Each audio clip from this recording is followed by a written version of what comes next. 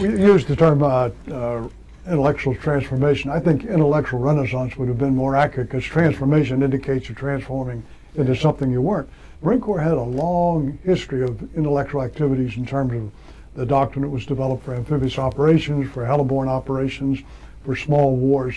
So it's intellectually rich, but we seem to drift away from that during Vietnam and in the immediate years afterwards. So I'm with the general. I'm not sure we want to use the term intellectual, but it would be renaissance, not transformation. Yeah, you're right. You're exactly right. And I think it's important to remember too that the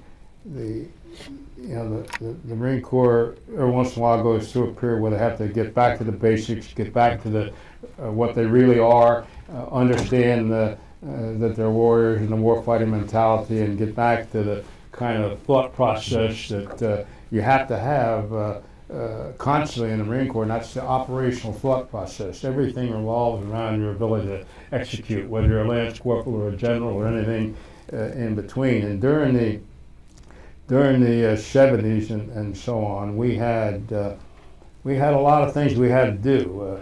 When I came here, when I was at the Development Center earlier as a lieutenant colonel, the Combat Development Center, for example, we made great strides in improving our intelligence, surveillance, reconnaissance capability. Integrated ISR, if you will, was beginning to be really, really thought of, and I think a decade later that we saw that, and of course you see it in spades even today when Marines are deployed.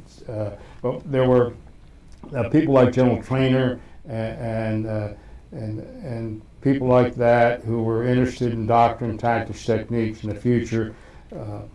They began to come up with about 7 or 8 things in the 70s and early 80s that the Marine Corps would have to be better at if they were going to win.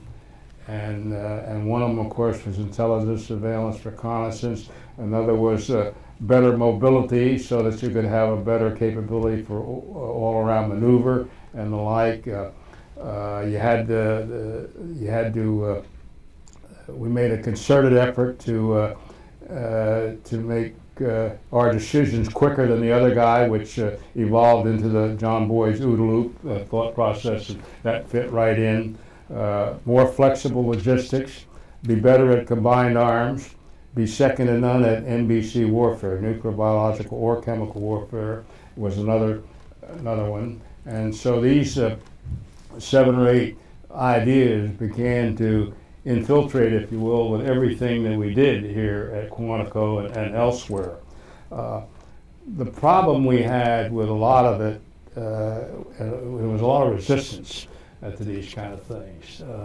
A lot of resistance within the Marine Corps, a lot of resistance to any kind of new idea and all of that. And if I could backpedal a little bit and say that it's when there's no fiscal money, when there's no money available, and it's really difficult fiscally, like it's going to be here in the coming years, and like it was in the 1970s during the Carter administration, we had no money in the Marine Corps.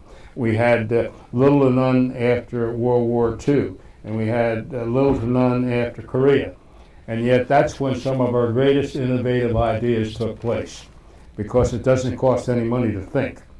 And for example, we all know the history of the development of amphibious warfare and what was done in the late 20s and 30s and all that kind of thing.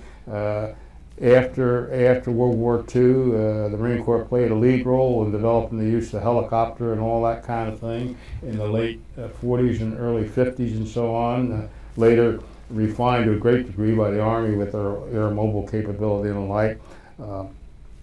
During the 70s, when we, for example, we sent Marines like Jerry Turley to the Arab-Israeli War and people like, we studied what they did. We were studying the German idea. We were studying the Israeli idea. We were certainly going back and looking at all that Sun Tzu had to say. And, you know, I've got every book ever written about him and so on, and Sun Pin and the rest of them. So we were doing all these kind of things. And that was because when we went to maneuvers in 71 '76, I think, 76. is when we borrowed the German recon, That's right. armored recon outfit from the Germans, and that's when we started first playing with light armored vehicles and the like. And so, in the '70s, and again without any money, we studied every light armored vehicle in the world. Most of them were built overseas, except for Cadillac Gage